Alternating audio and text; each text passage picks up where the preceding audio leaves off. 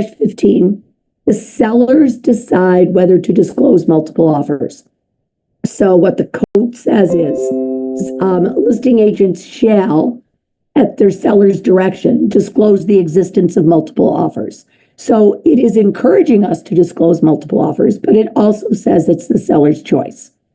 I just want to, and I know this is the buy side of things, but I just want to throw this out there to you because we're talking about negotiating overall here. I think you need to make sure your sellers understand what can happen when they disclose multiple offers. I know, and you need to get it in writing. So let me just kind of give you an overview. I know that some listing agreements have in there whether or not the seller is going to wants you to disclose multiple offers at the time you take the listing. So let's just paint a little picture here. I'm taking a listing and it's the only home for sale in that subdivision, or it's the only unit for sale in that building.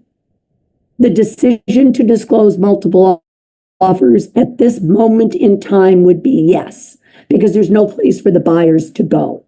But 3 days from now, 4 days from now, when we have multiple offers, there may be 3 other houses listed in the subdivision, 3 other units listed in that building. Now the buyers could withdraw their offers and go buy something. They're not going to be in a multiple offer bidding war to purchase. The sellers, if you want to discuss multiple offers with your sellers at the time of listing, have at it. But they should be deciding that at the time they're in a multiple offer based on what the market is doing right now. A little anecdotal story. We've got a lot of teams in our marketplace. You do too. It's not like we're unusual, but one of our top team leaders in our marketplace calls me all the time, and she's a hoot. And she called me and she said, so all these years, you've been telling me to get something in writing from my sellers when they want to disclose multiple offers. And here's what I tell you. You need to send them an email that says, you want me to disclose multiple offers, knowing that when I do so, the buyers could all withdraw their offers and we might end up with nothing. All right. Or words to that effect. You're going to word it a little differently than that. And I do say that. And you should get something in writing. So she says to me, who would have thought that the first time that I ever had a buyer, had all of the buyers withdraw their offers in a multiple offer situation was in this market. This happened about 5 months ago. She said we had 3 offers on the property. My seller wanted me to disclose it. I got something in writing from my seller, thank goodness. So I told all 3 agents that they were in a multiple offer. She said I was out showing houses all day. I checked my email, and sure enough, all 3 of them within about a half an hour, 45 minutes of each other, had all withdrawn their offers. I had to call my seller back and tell them we had nothing. And the first thing her seller said is, why did you let that happen? And she said, I was so glad that after all these years, as much as I thought you were a crazy person for being so adamant about getting it in writing, I'm not kidding about this. All it takes is one time to save your butt. And you're going to be glad you did it because these buyers all walked. So I almost say her name, and some of you are from the Chicago area, you know her.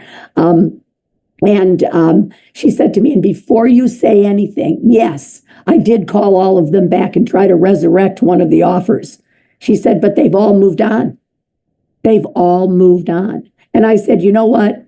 The deal would have probably fallen apart anyway. If you had 3 buyers who all just backed out right away, odds are it probably wouldn't have stayed together. I was trying to make her feel better. I don't know if it worked. So that's the first part of this. The second part is, many years ago, back in 2009, as a matter of fact, it came to our attention at Pro Standards that agents were then saying they thought they were being lied to about multiple offers. Back then, and remember yesterday when I showed you my info sparks from my MLS, and I showed you that one that showed the month supply of inventory, and that our month supply of inventory in the Chicagoland area right now is 1.8 months. But then I gave you that little box that showed what the month supply of inventory was back in 2009, I think it was, 2008, 9, 10, whenever it was. And it was 20 months supply of inventory. So we're sitting there with 20, 30 months supply of inventory. That's true. In some areas, it was higher. It was 30. And listing agents were saying we're in multiple offers. Yeah, right. We weren't believing that at all. So this is what we came up with, and it's been in the code since '09. When I tell you you are in a multiple offer, you have a right to ask who has the other offers, and I must tell you. I must tell you if it's me, the listing agent, if it's another agent in my company, or if it's a co-op broker. I do not have to give you the name of the agent in my company. I do not have to give you the name of the co-op broker. I just have to answer, can I say category that they're in? Me, someone in my office, a co-op broker. That is because even if I'm lying to you about multiple offers, I'm probably not going to be able to answer that question. You have a right to ask that question. So know that in a multiple offer situation, if you are a listing agent and you are asked who has the other offers, you do have to disclose that. Otherwise, you're violating the code of ethics. So I've always recommended that you take a picture on your phone of standard of practice 1-15 and have it on your phone. Because when the listing agent says to you, I don't have to tell you who has the other offers, then you can just text it to them and you can do I'm not usually passive aggressive, but passive aggressive does work sometimes. You can say, unless they've changed the code of ethics since last time I took a class, yeah, you do have to tell me. I've got a couple other suggestions for you coming up. So I'm doing the same thing, but they do have to disclose it. So we've got multiple offers. I've disclosed to the buyer agent who has the other offers. What are my seller's options? My sellers can accept one of the contracts. They can counter back to one of the buyers. They can send them all back for reconsideration of offers, highest and best, etc.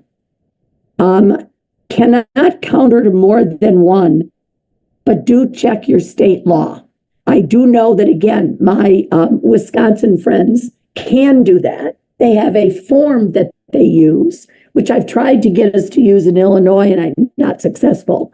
But they can counter back to more than one buyer because they do it on a form that says, my seller is countering to more than one buyer, and my seller reserves the right to make the final decision. I like it because I think more buyers walk at this point than they do when they're told they're in a multiple offer because they don't know what to do to make their offers better. They don't. So, but you've got to check your state laws on this. Most states do not allow you contract law again. You can't counter to more than one. So what are the seller's options? And you've got to let your seller know. Most of the time, the sellers are sending them back for highest and best, but they don't have to. They do not have to. If one of those offers is head and shoulders better than the others, why wouldn't the seller just negotiate with that buyer rather than even keeping these other buyers even in the loop? They have every right to do it however they want. I want to make sure that we understand as buyer agents that there's no guarantees here that you're going to be able to take another shot at it. Okay, so what are the buyer's options? A lot of buyers, unfortunately, when we tell them they're in a multiple offer, they have a knee-jerk reaction and they say they're going to withdraw their offers. I'm going to tell you what I've always done with my buyers. And some of you are going to relate to it. Some of you are going to need to come up with your own way of doing this because you're not going to relate to what I'm going to say. It is what it is. So when the buyer says to me, I don't want to be in a multiple offer, I'm going to withdraw my offer, I would just look at my, do you play poker? And most of my buyers would look at me and go, why are you asking me if I play poker when I'm trying to buy a house? I'm just asking, do you play poker? And most of my people I know, especially my sphere of influence, the answer is yes. And I'd say, okay, so you realize what you're doing here. You are folding and no one raised you. You've just been dealt a hand. I mean, nobody raised you. The ante's in the middle of the table. You could have the highest hand, but you won't know it because you're folding. Why are you folding? What you need to do is, here's my business card. I want you to write down on the back of my business card the maximum price you want to pay for this house. Now, I will tell you, my business cards have, and I don't have any sitting here because I actually cleaned my desk, but my business cards are, the back of them is plain white. They're not shiny. There's nothing on there that says we love referrals. I use them for communication purposes. So I say to the buyers right on the back of my card, how much you're willing to pay for the house. Don't give it to me. I don't want to see it. I want you to put it in your pocket. And I want you to stay at the poker table till the price of poker goes beyond that price. And then you fold. Because you could have the highest hand right now, and you won't even know it because you've walked away from the table. I don't know how they need to stay in this bidding war, if you will, until the price reaches their maximum. And if I can give you one piece of why this works, and this is feedback from my buyers after all these years, is they have told me over and over again, the writing it down on the card made them feel like they were in control. They were always in control, but they didn't feel like they were. They felt like they'd get carried away in a auction kind of atmosphere. Nobody likes that. So when they wrote it down, and more times my buy knowingly. Does that make sense? They didn't do it out of frustration or panic or anything like that. So whatever analogy you want to use, by the way, we do play poker in our family a lot. It works for me. For those of you who are card players, you understand how it works because that is exactly what they're doing. They're folding and they could have the highest hand and they won't even know. If these were friends of mine, I used to say to them, you've folded. You won't even know who's got the highest hand because right now you've got your head in the refrigerator getting a Bud Light. You just walked away from the table and gave up. Why would you do that? Unless you don't want to buy this house. And then I would always say to them, what is the maximum amount you want to pay for this house? At what price would you be disappointed if I told you it sold at that price and you didn't get it? That's your number. That's your number. And everybody's got that number. I'd pay X amount of dollars for it. Well, then stay there until it reaches X. And if it does, and if it goes over that, then what? Then we'll start all over again, first thing in the morning. So it is just a couple of thoughts on your multiple offer situation. The sellers are not required to ask the buyers for highest and best. And I do believe that your buyers need to lose a couple of houses before they start to realize that this is real. The sellers can accept one and the buyer may never get another shot at it. So when the buyer goes in, what's the worst that's going to happen? The seller's going to say no. And the buyer said, because I've had buyers who go, but I need to leave room for negotiation. There's no negotiating if they never come back to you. So go in at your price. Yeah, but if they come back, then you walk. Then you just walk. But you gave it your what? You gave it your all. You gave it your best shot. So just make sure they understand they might not get another.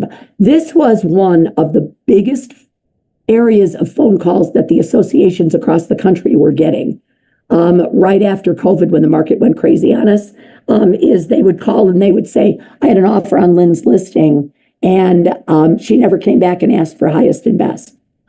It's not my call. It's my sellers and they don't have to. We got so used to it happening that way, but that's not a rule. That's just the way things are done. All right. So we covered what the buyers can do when we discussed the seller's market, but I want to talk here a little bit about what we can do. I want you to be a little cautious about the feedback that you're giving to the listing agents. I don't want to get into a battle over this by any stretch of the imagination, but I do want to say to you that there are times where the feedback I give to the listing agent could harm my seller my buyer if I'm not careful. But I will also tell you, you can use feedback as a way to find out information if you choose to. So just a little bit of caution on the feedback that we've had agent. And let me just give you another quick story. This was an agent right here in my hometown. Agent was showing a property to a buyer couple who had 3 kids. And the feedback she gave to the listing agent was they really liked the house, but they felt it was too small for their family. They've got 3 kids and they think the house was too small for them. So that was the feedback the buyer agent gave the listing agent. About a week and a half later, the buyer agent brings an offer in on that property. The listing agent, the seller, asks the listing agent, is this the same buyer who gave us the feedback a week and a half ago that our house was too small? And the listing agent said, I don't know if it's the same buyer. I do know it's the same agent that gave that feedback. And the seller said, interesting. A week and a half ago, our house was too small for them. We raised our 4 kids in this house. So see, they had their noses pushed out of joint here when the buyer said it was too small for them. And they even used the phrase something about a bougie buyer. I remember the bouginess came out. So a bougie buyer who thinks our house is too small for them and their bougie 3 kids or whatever. So the seller was not happy. And the seller went, interesting. That means they must be getting kind of desperate.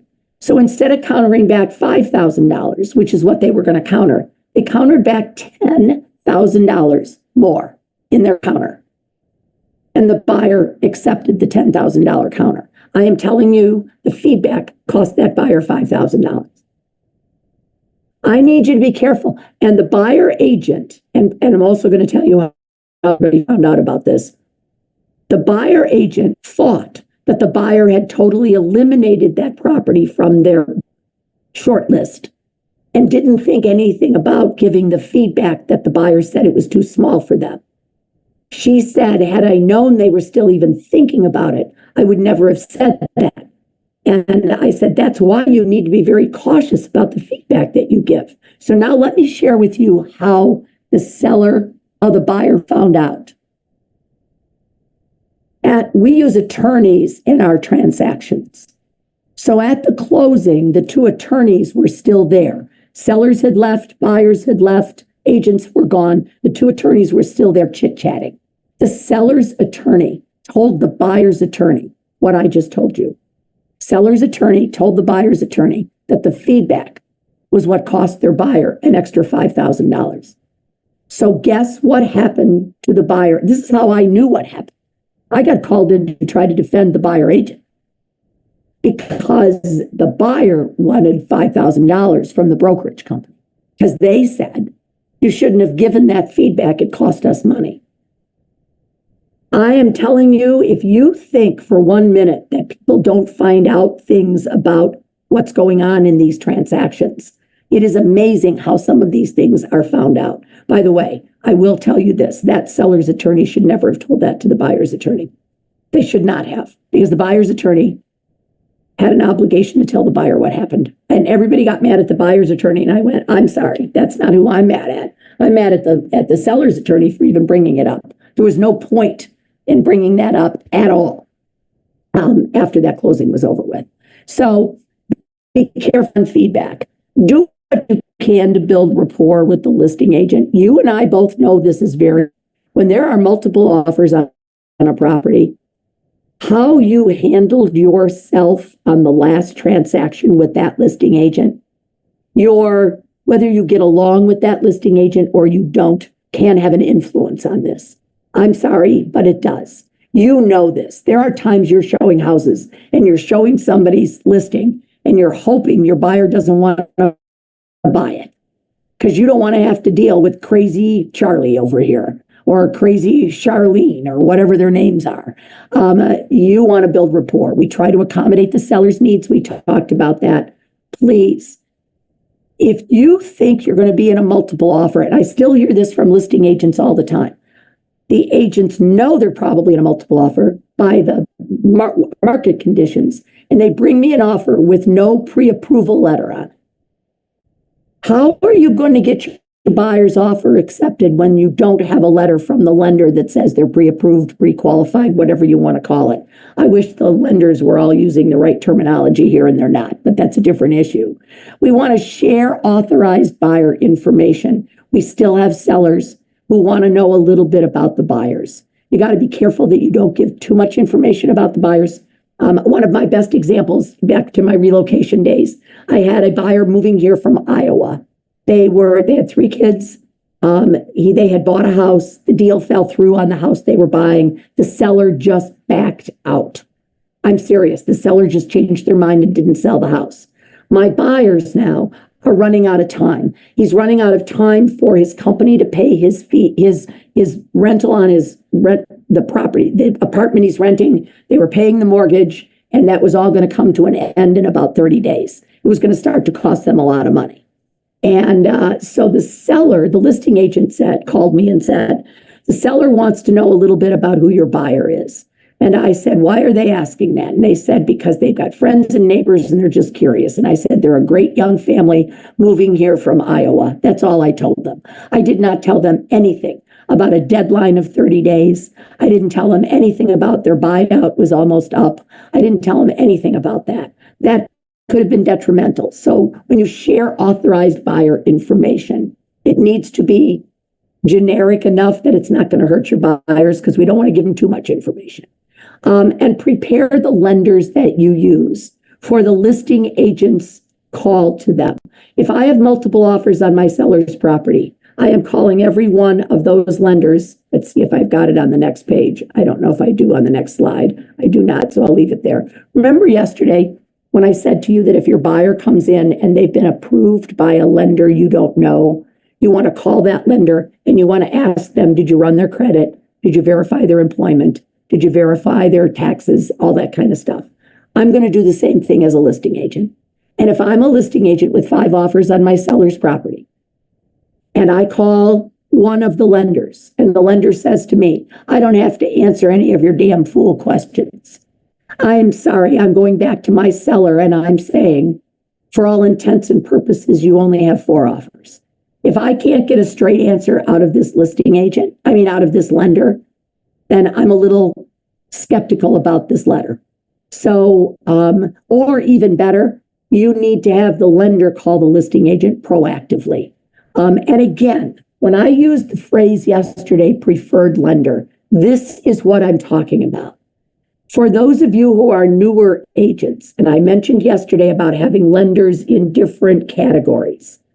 You need lenders in different categories, but you need a go-to lender who's going to do things for you that they don't do for everybody because you give them enough transactions. You're working together on this. This needs to be a team effort. The lender, the agent, the buyer all have to be rowing in the boat, going in the same direction. So the lender can always call the listing agent ahead of time. Now, NAR has recommended we not use buyer love letters. The concern here is there could be fair housing implications in the letters. We should never be attaching photos to these letters, ever. So let me just kind of go through this a little bit with you. I was the queen of using buyer letters. I had my buyers write letters all the time. I will tell you that we were successful using buyer letters, but I also will tell you I cannot guarantee that there was not the possibility that something my buyer wrote might have tripped a fair housing trigger. And I'll explain what I mean in a moment. But I want to tell you about a situation that happened when I was a listing agent. There was a buyer agent who had their buyer write a letter, and there was a photo attached to the letter.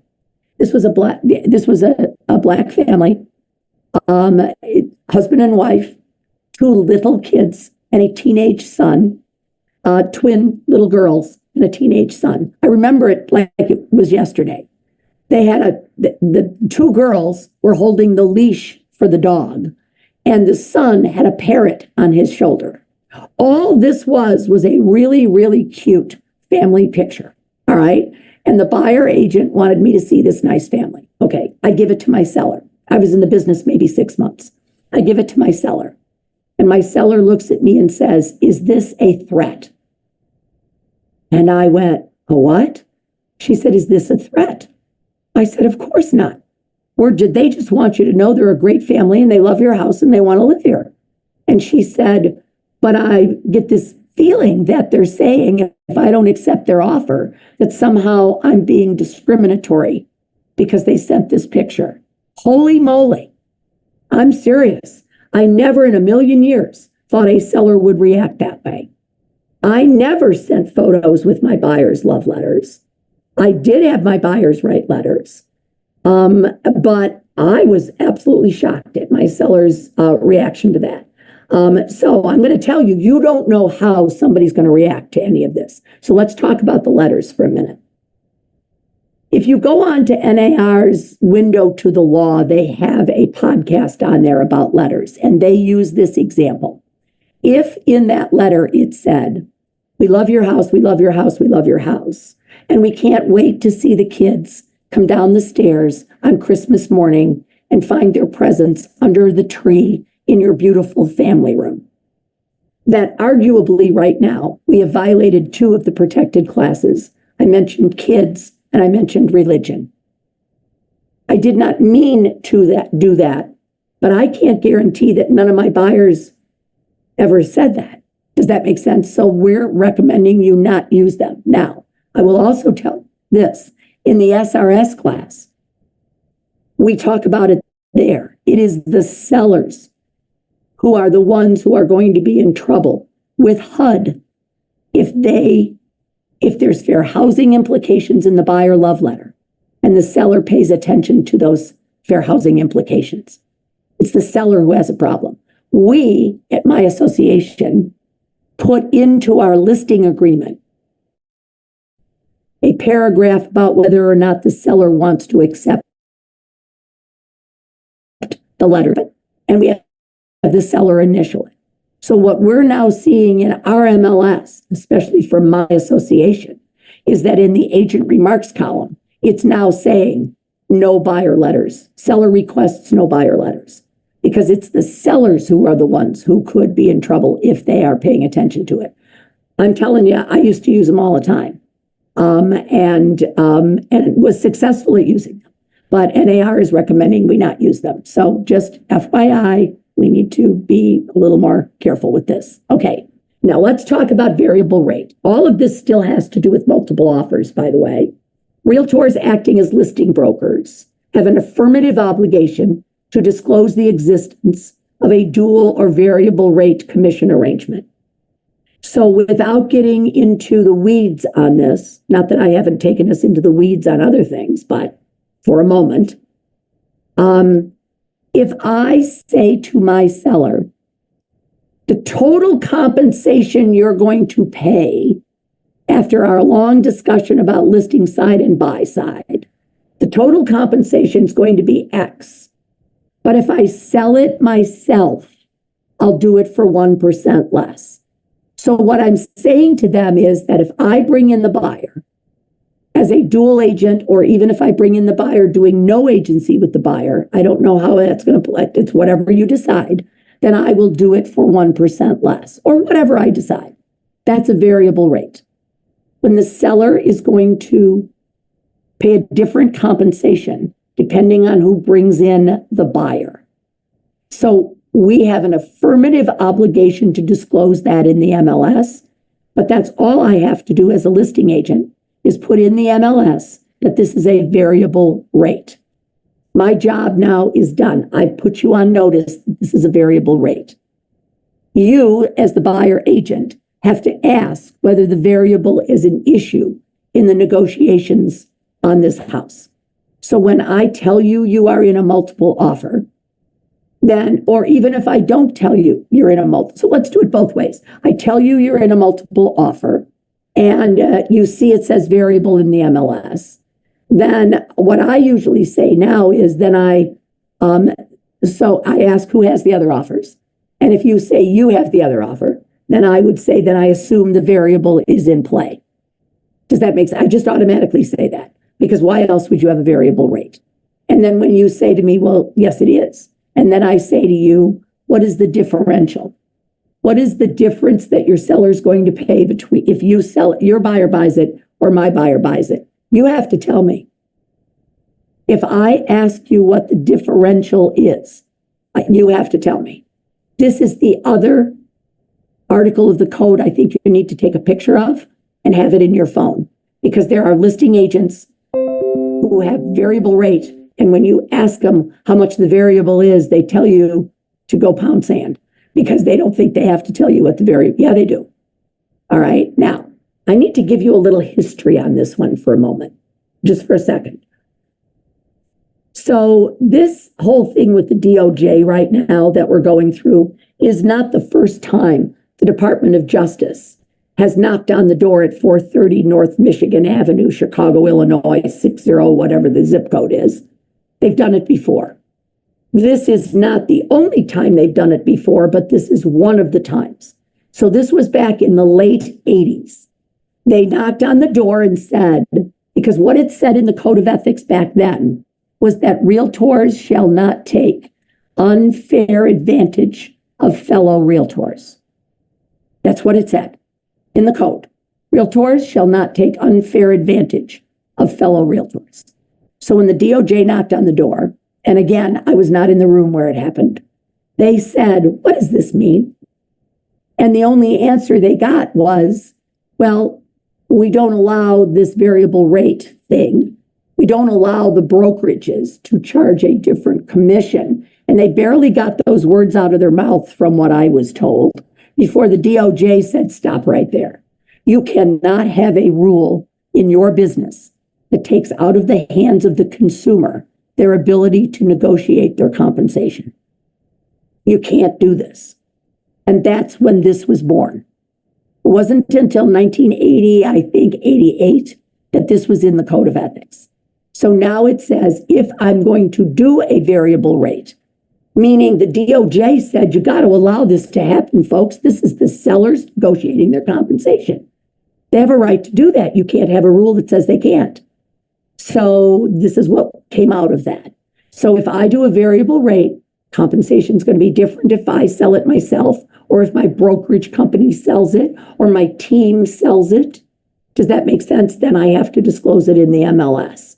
So understand, and I'm going to tell you that we have a lot of variable rates across the country.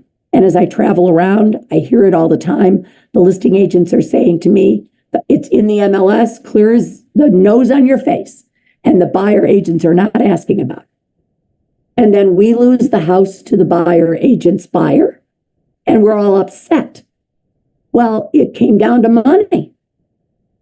And we're all worried about this other commission thing. This has been going on since 1988. So you've been dealing with different levels of compensation from different brokerages all along. If you think for 1 minute that every brokerage company has been charging the same amount to their buyers and to their sellers, you're smoking something you ought to be sharing with the rest of the class. Because the bottom line is there is no fixed compensation, no matter what the news media has been saying. So this has been going on forever and ever. So we've always had this issue of the compensation is part of the negotiations of the properties, but we've just not paid a lot of attention to it. So I was in, I'm not going to say where, it doesn't make any difference. But somebody went into their MLS and pushed a couple of buttons, came back on day 2 of the ABR and told me that more than 50% of the listings in their MLS had variable rates. It was just slightly higher than 50%. That's a lot. That is a lot. So there's a lot of variable rates going on out there. And now you know what that variable is. I also need to say here what a variable is not. If I'm going to list a $5 million property and I'm going to charge X% on the first million, a slightly less percent on the second million, less percent on the third million, does that make sense? That's a graduated commission. That's not a variable rate. A variable rate is only when a seller is going to pay a different commission depending on who brings in the buyer. Might this change with everything that's going to happen in August? Yeah, it's on our list. It's on our watch list, or as I like to call it, our unintended consequences list. From both the MLS, we got it from the MLS. We've got an unintended consequences list for the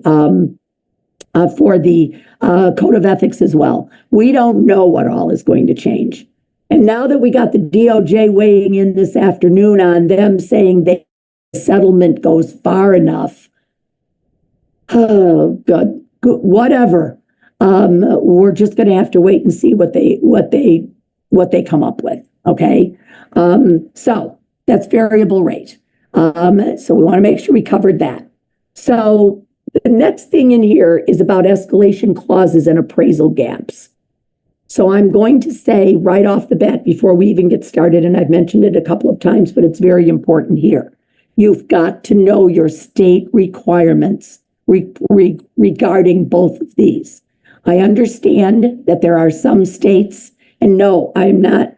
If I start to name them and I leave someone off, then I'm in more trouble than if I never named them at all. You know, you do learn after a while what you should and shouldn't say. So you need to know what your state requirements are. Okay, so if you're going to use an escalation clause, that is when we write up the offer that says that my buyer will pay X amount of dollars more. Buyer will pay, let's use $5,000 just for this, just for a number, $5,000 higher than the highest ascertainable bona fide offer. And the words ascertainable and bona fide are usually in that addendum, all right? Because you're going to have to let us see it, all right? Now I'm going to stop here for just a moment, and I'm going to say that if you are in a state that says that once the offer is turned over to the seller, it cannot be shared with anyone else, you've got a real big hill to climb if you've got a escalation clause. Because if I come in with an escalation clause, I am saying to you, I need to see the other offer. And if you've got some kind of state law that says you can't show me the other offer, we got a problem, which means I'm probably not using an escalation clause. Do you see how that got connected together and why you need to check your license laws? Because that could affect all of this. All right. So now the question comes up all the time about whether or not it should say, we will pay $5,000 higher than the highest bona fide offer, not to exceed, and put a not to exceed price in there. This is so hard to do because it's so different. Every escalation form is different. On some escalation forms, what it says is that the buyer will go up in $5,000 increments until it reaches this price. So it's carte blanche permission for the buyer agent to keep going up $5,000 at a time, or $1,000, or whatever number it is. I made up $5,000 until it reaches that price. You have to have a cap in there then. Otherwise, it could go crazy. All right. But most of them do not say that. It's a one-time thing. So I say we'll go $5,000 higher than the highest bona fide offer. If I put in there, for example, not to exceed $800,000, let's just say it's an 800, then what's to keep your seller from coming back and just countering to my buyer at $800,000? Because I told you my buyer's willing to pay $8,000. Now, that may not be a bad thing for my buyer. He's willing to pay $800,000 for the house. Then he may be fine with your seller coming back saying $800,000 and you got it. But that's not what we've seen happening. So we've got two escalation offers on your listing. One of them has a cap of $800,000. The other one does not have a cap. No, not to exceed price. The offer that came in would, at $5,000 over, would take it to $803,000. My buyer said he'd only go to $8,000. So your seller does not counter back to my buyer because my buyer said he'd only go to $8,000.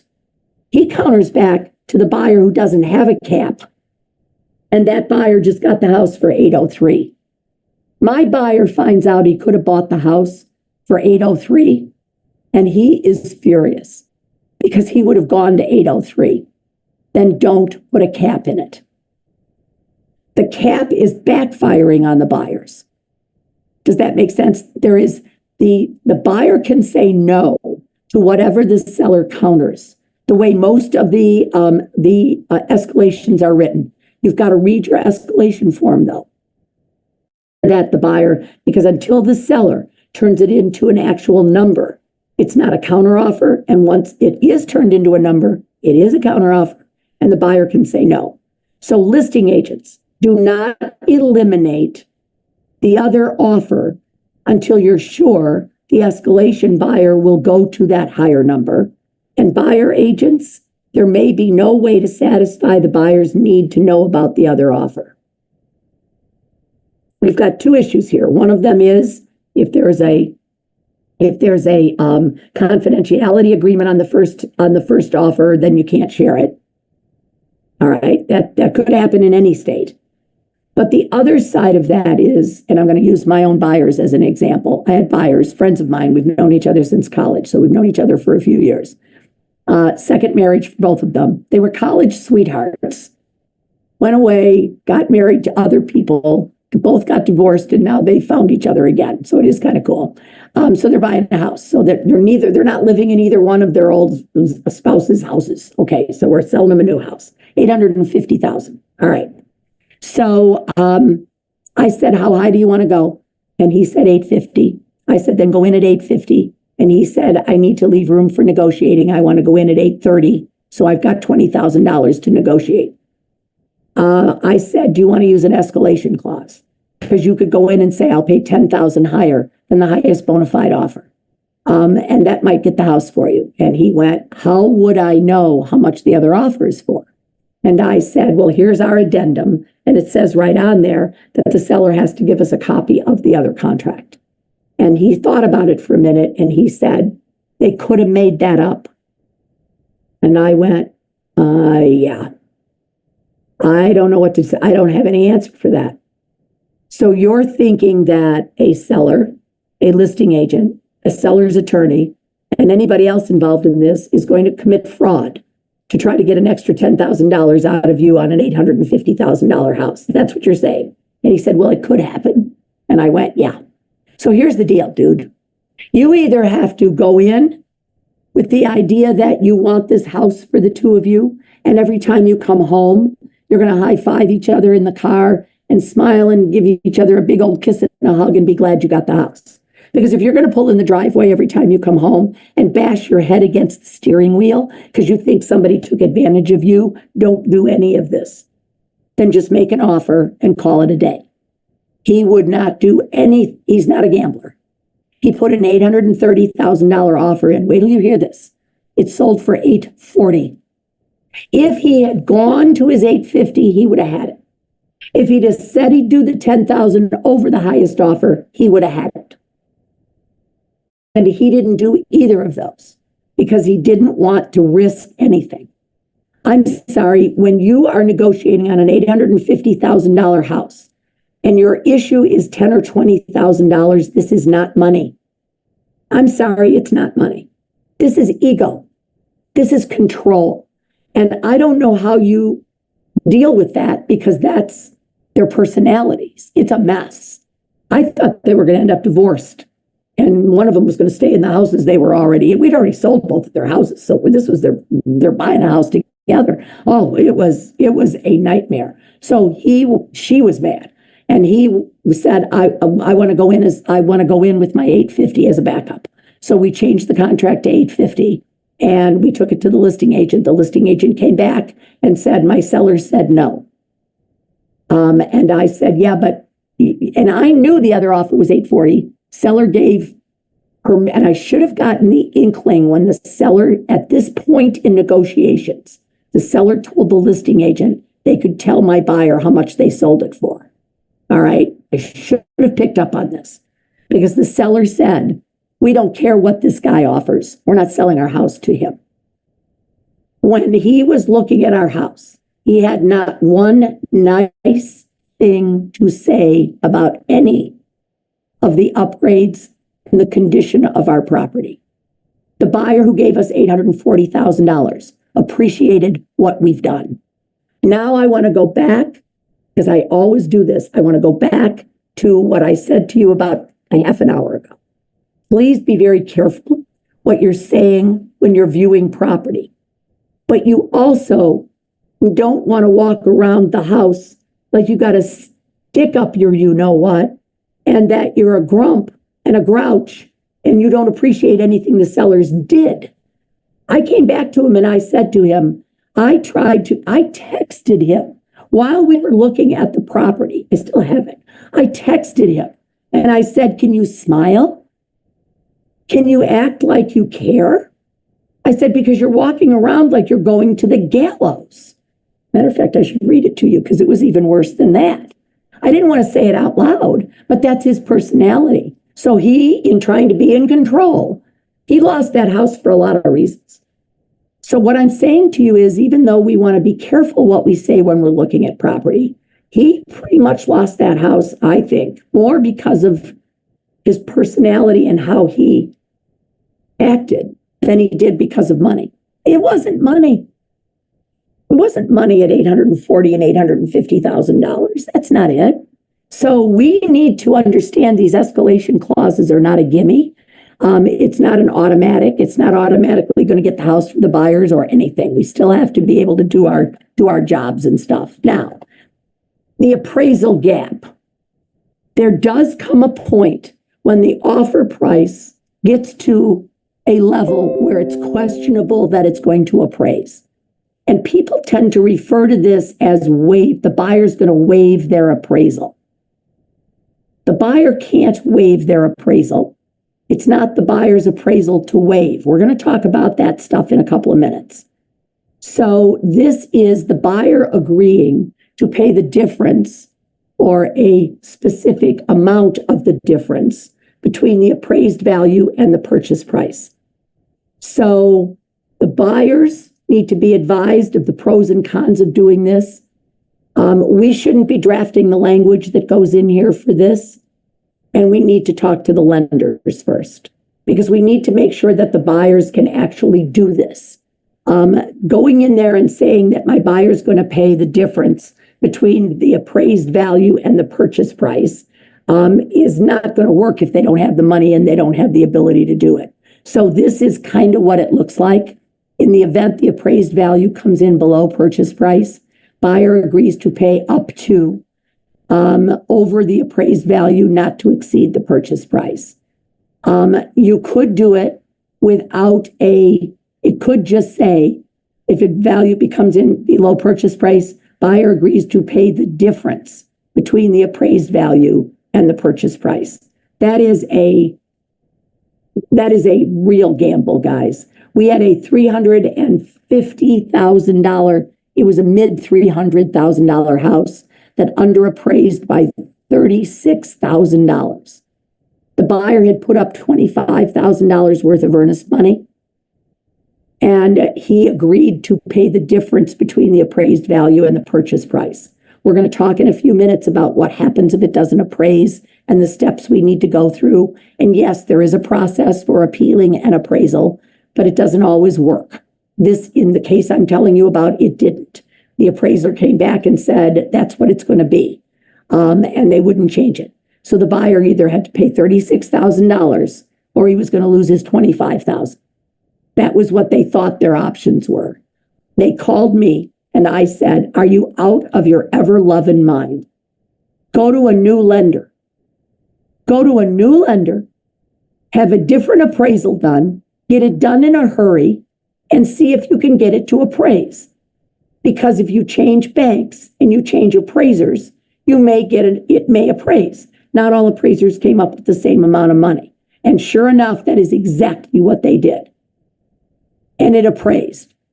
So I am not here to say to you what I'm telling you is, if your buyer gets carried away and says, he should not have made that $36,000 payment. Although in hindsight, he did say I would have had $36,000 more equity in my house. And it was, yeah, but you'd have been, I didn't know the guy other than I talked to him on the phone because I knew his agent really well.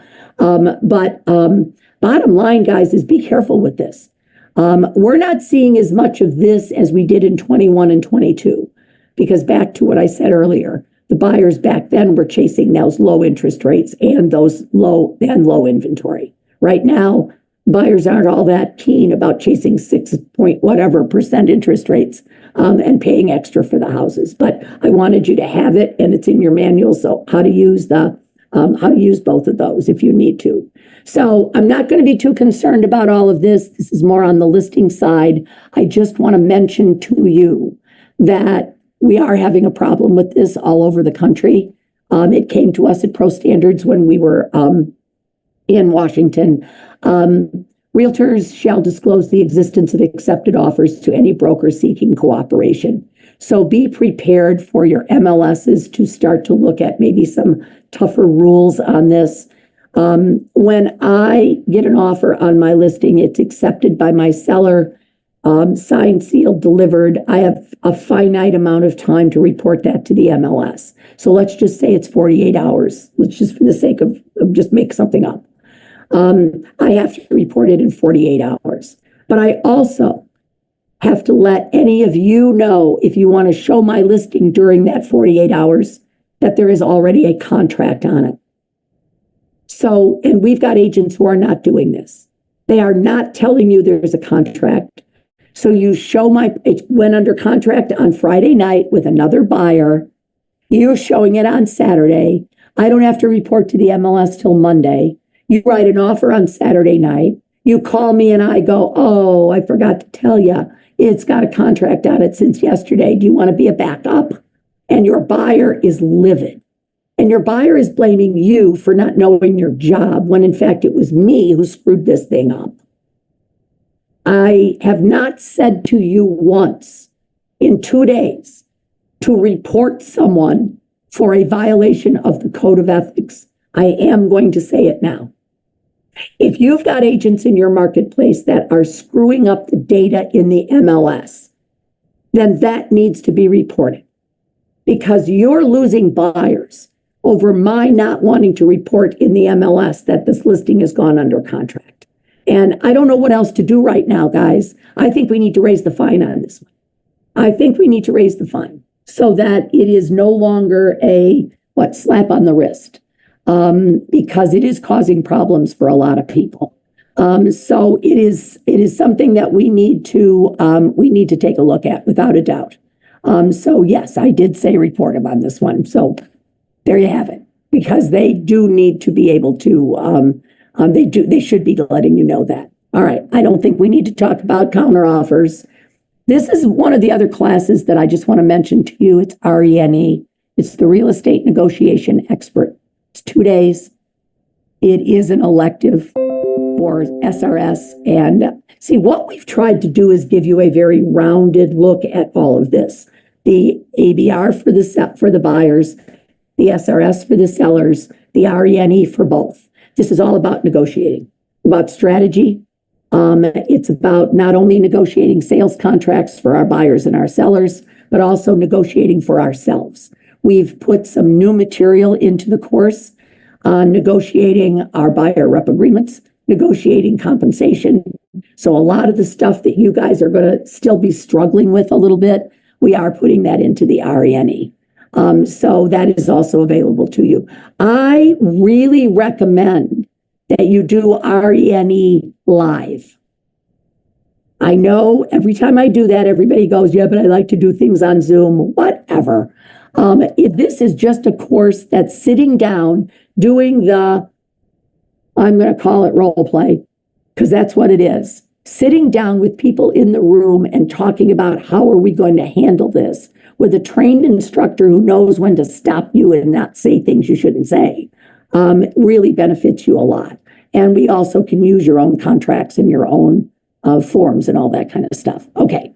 You have in your manuals, and this is very interesting. We've got something in here about selling REO properties. We also have stuff in here on selling short sales as well. So I just want to let you know that we don't need to cover all of this right now. We do not have, excuse me, a lot of short sales and a lot of REOs in our marketplaces because we've had appreciation high enough that in most cases, if someone even runs into a distressed situation, they've got enough equity to sell their houses. All right. I'm not saying there's no short sales and foreclosures. So there is information in there on this. So it's interesting. We're not going to take it out of there. We're going to leave it in, because when we get done talking about how to handle all of this other stuff about compensation and whatever, it'll become old hat. It'll become the norm. And we can go back to talking about, because by that time we might have a problem with short sales and foreclosures. But we do have a full-blown class on short sales and foreclosures.